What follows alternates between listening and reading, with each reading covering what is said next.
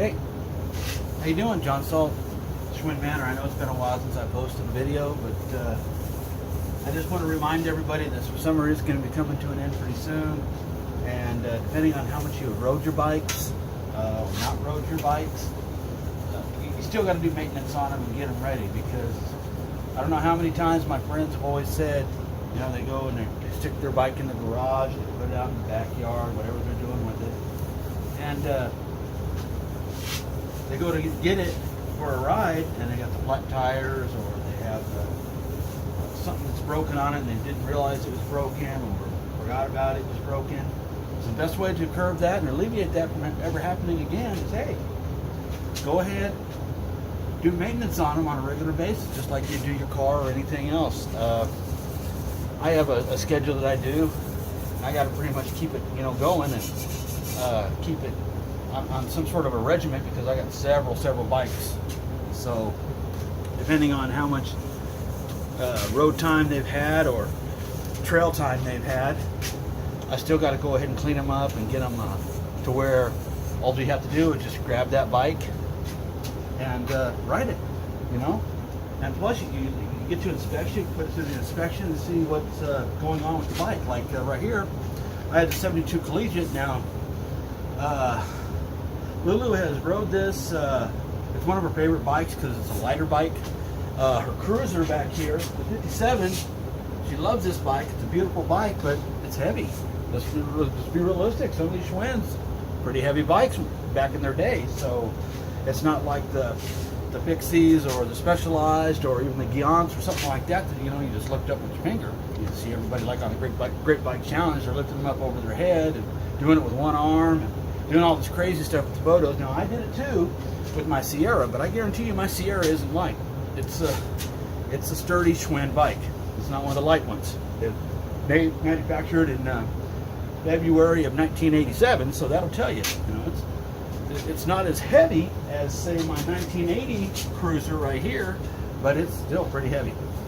So, getting back to what I'm saying, go ahead and do your maintenance on these bikes. I'm looking at my inspection right now, my cables, and my cable guards and everything like that, and I'm looking that I got a slice here that I didn't know about on my cable guard, my housing. I'm looking at my cables all the way through here. They're looking a little rusted, which is all right. I mean, crying out loud, it's a 1972, so it's going to have some rust on it, unless I've completely refurbished it, which will get me to my other subject here pretty soon. I got dents in the back of it. I'm going to have to take the spinner completely off and send it off, because I don't have a machine that will properly reform this like it should be reformed. So, and I'm looking at this cable right here, starting to get frayed up here. My cable down here in the mechanism is fine. It's okay, but I'm looking up here, starting to get frayed and raveled a little bit. So I'm thinking, I need to go to my guy this weekend or something and say, okay, give me some more cables, give me some more housing, and I'm probably just going to go away from the white and go into the black, because it just looks better to me. The white is okay, but the black I want it to look like more of a Bumblebee look with the black seat and stuff like that. So I'm gonna go ahead and go with the black housing this time on. So the next time you see this puppy, she will probably be with the black housing and new cables on both sides. If I change one, I always change the other one. It's just stupid if you don't. And I look around for other stuff that's going on with it. My chain looks great, brand new chain. My gearing is easy and freeform. It coasts really well on my rims. My rims are getting a little bit of rust on it because it wasn't properly cleaned when the last time it was rode, and that's probably my fault, even though I didn't ride it. I know better, and I should be cleaning it more instead of just sitting in the garage like my friends do. Now, I'm going to my next subject is framework.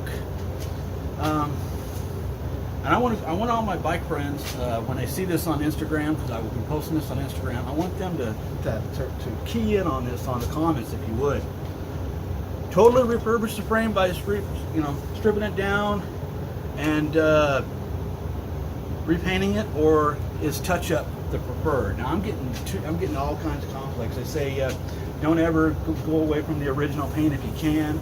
You can touch it up, color match it, and touch it to where it's great. I need to do my Schwinn again, get everything all custom through here again. Or do I just go ahead and strip it all the way down, take away the vintage Tulare? This is a Humble cycle right out of Tulare, California.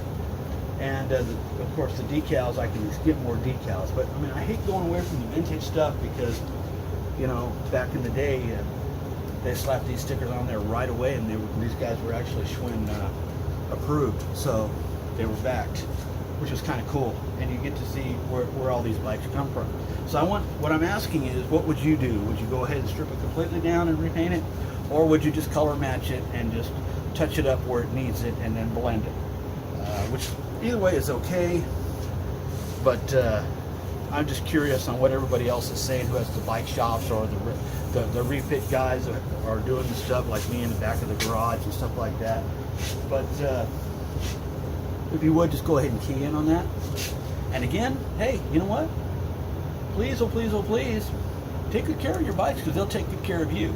You know, something happens to where your car breaks down or something, you need to get somewhere, you know, you can always jump on a bike and go too. So again, John Salt, I just wanted to say hello and tell everybody that I'm still alive. Just been extremely busy lately, but I will start doing some teardowns and some videos in the future, so everybody just stay tuned. Until I see you again, God bless, take care, and be safe. Ciao.